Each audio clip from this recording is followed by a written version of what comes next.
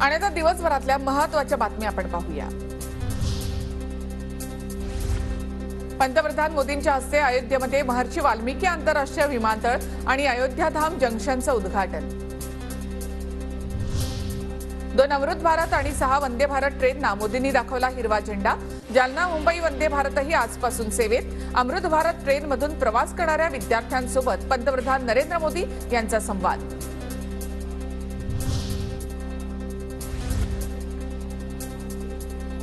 महाराष्ट्रामध्ये आणखी एक जालना मुंबई वंदे भारत एक्सप्रेस सुरू। उपमुख्यमंत्री देवेंद्र फडणवीस, रावसाहेब दानवे यांच्यासह अंबादास दानवे यांचा ट्रेनमधून प्रवास। छत्रपती संभाजीनगरमध्ये खासदार जलील यांच्यासमोर जय श्रीरामच्या घोषणा। वंदे भारत एक्सप्रेसच्या शुभारंभ कार्यक्रमात एमआयएम आणि भाजप आमने-सामने। वंदे भारतच्या उद्घाटनाच्या निमंत्रण पत्रिकेवरून नाराजी नाट्य। नाव का वगळलं, एमआयएमच्या जलील यांचा सवाल। तर पालकमंत्री मंत्र्यांचं नाव नाही हे चुकीचं, शिरसाट यांचीही नाराजी। शासनाची ही चूकच आहे।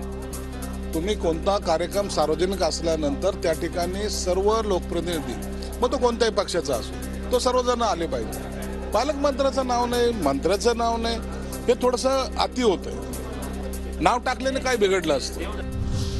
अयोध्येमधल्या मुख्य महामार्गाला बाळासाहेब ठाकरेंचं नाव द्या। पंतप्रधान मोदींकडे मनसेची मागणी। मुख्य महामार्ग आणि प्रमुख चौकाला बाळासाहेबांचं नाव द्या, या मागणीवर मनसे ठाम।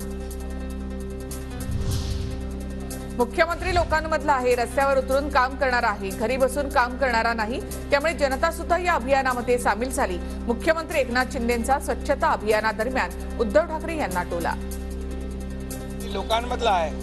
लोकांमधला आहे, ऑन फील्ड उतरणारा आहे, फील्डवर उतरून काम करणारा आहे, घरी बसून काम करणारा नाही। त्यामुळे लोक या ठिकाणी प्रत्यक्ष काम करणाऱ्या मुख्यमंत्र्यांच्या अभियानामध्ये सामील झालेले आपण पाहतोय। जरांगे पाटील 4 ते 8 जानेवारीच्या दरम्यान गोदाघाटच्या 123 गावांचा दौरा करणार। मराठ्यांना आरक्षण मिळेपर्यंत ते निवडणुका घेणार नाहीत, जरांगेंचं फडणवीसांना उद्देशून वक्तव्य।